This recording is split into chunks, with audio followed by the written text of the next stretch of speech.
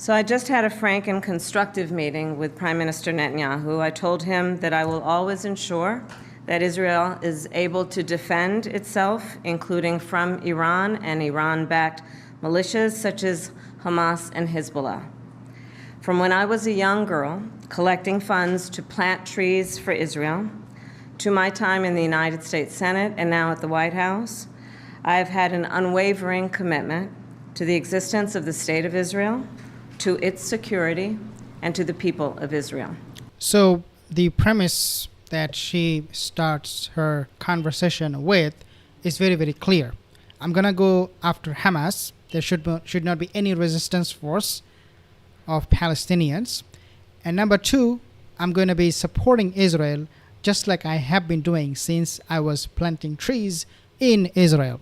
Guys, from the very beginning, the message from Kamala Harris is very, very clear, and we know what it is. Let's take a listen. I've said it many times, but it bears repeating.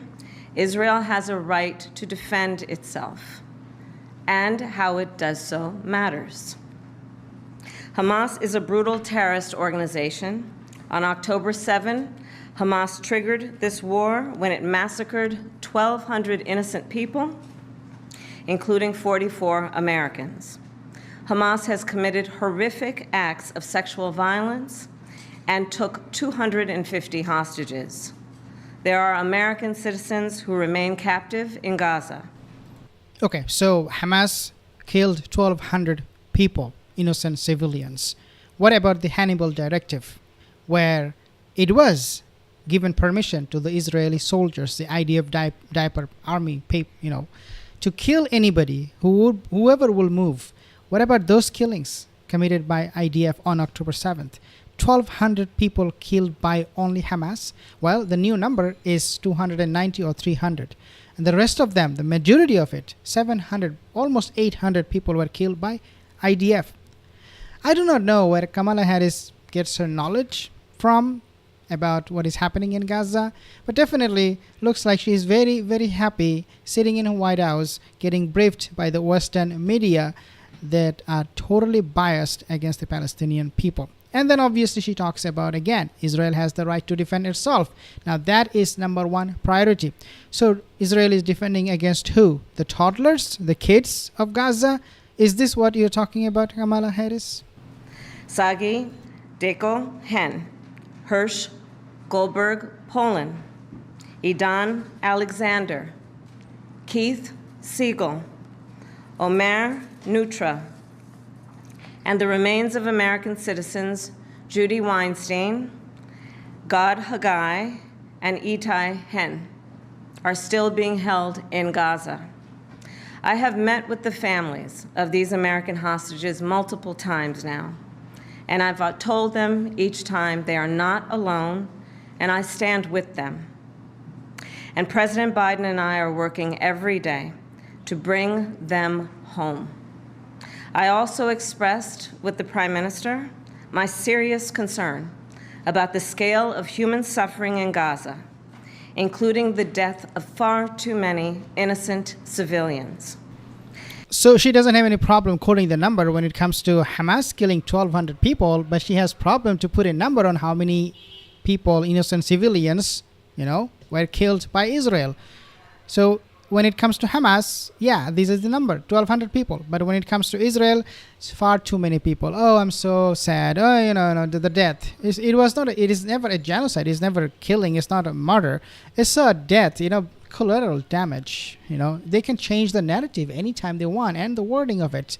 And I made clear my serious concern about the dire humanitarian situation there, with over 2 million people facing high levels of food insecurity, and 500,000 people facing catastrophic levels of acute food insecurity. What has happened in Gaza over the past 9 months is devastating. The images of dead children and desperate, hungry people fleeing for safety, sometimes displaced for the second, third, or fourth time. And still you are supplying Israel with weapons. You're still supporting this genocide. You're still allowing this genocide to take place, to continue on. Yeah, people are starving. Yeah, I mean, people who are alive with a lot of injuries, who lost their limbs and arms and legs, yeah, they're starving. Kamala Harris, they're starving. You have problem with their starvation and the food that they're not getting, but you do not have any problem the fact that they were blown up into pieces. We cannot look away in the face of these tragedies. We cannot allow ourselves to become numb to the suffering, and I will not be silent. Thanks to the leadership of our President, Joe Biden, there is a deal on the table for a ceasefire and a hostage deal. And it is important that we recall what the deal involves. The first phase of the deal would bring about a full ceasefire, including a withdrawal of the Israeli military from population centers in Gaza. In the second phase, the Israeli military would withdraw from Gaza entirely, and it would lead to a permanent end to the hostilities.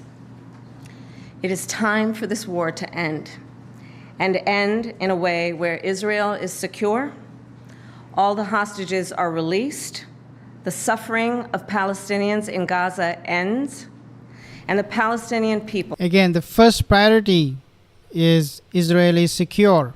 Israel getting all the hostages back. No mentioning about Palestinian hostages at all. How many people in Israeli custody are being detained by IDF, the Diaper Army? 10,000. Now the number is 15,000. In November 23, it was 10,000. But there is absolutely no mentioning about those hostages. She talks about ceasefire. This is what Netanyahu wants? I'm not sure. Can exercise their right to freedom, dignity, and self-determination. There has been hopeful movement in the talks to secure an agreement on this deal. And as I just told Prime Minister Netanyahu, it is time to get this deal done. So to everyone who has been calling for a ceasefire, and to everyone who yearns What a shame. for peace, I see you and I hear you. What a shame. Let's get the deal done so we can get a ceasefire to end the war. Let's bring the hostages home, and let's provide much-needed relief to the Palestinian people. And ultimately, I remain committed to a path forward that can lead to a two-state solution. See, that is their punchline. Every time you accuse them of not doing anything, they will always tell you, we want two-state solution for a very long time. For how many years now? How many decades they're talking about two-state solution? This nonsense, this bullock. I don't know. I mean, can you count the number? How many times they have mentioned two-state solution, and doesn't do a single thing to make sure that happens? I don't think you can keep count. Maybe millions of times they said two-state solution, and thousands of people are getting murdered, slaughtered in Gaza, and they still talk about two-state solution. That is how they, defend themselves. And I know right now it is hard to conceive of that prospect, but a two-state solution is the only path that ensures Israel remains a secure Jewish and democratic state, and one that ensures Palestinians can finally realize the freedom, security, and prosperity that they rightly deserve. Shame And I on will you. close with this then. It is important for the American people to remember the war in Gaza is not a binary issue. However, too often the conversation is binary, when the reality is anything but. So I ask my So why it is not binary? Like which part you don't understand? That the Israeli forces, they are the occupier, they're the criminals, they're perpetuating this war, this oppression on them, and on the other hand you have Palestinians who are under the occupation, who are suffering, who are being oppressed. I don't know which part of that they don't understand. A binary conversation, so what Palestinians have? Do they have a air force? Do they have a airfield? Do they have army? Do they have anything? I mean, I just cannot believe what she is saying here. But definitely these are all bullocks. We do not accept it from Kamala Harris. If you believe that if she is elected, she will do better than Donald Trump. I mean, I believed that yesterday until I heard this statement coming from Kamala Harris talking about Israel and how she will be supporting Israel. I have lost my hope in humanity, especially when it comes to United States trying to, defend or protect the people of Palestine. That is something completely gone.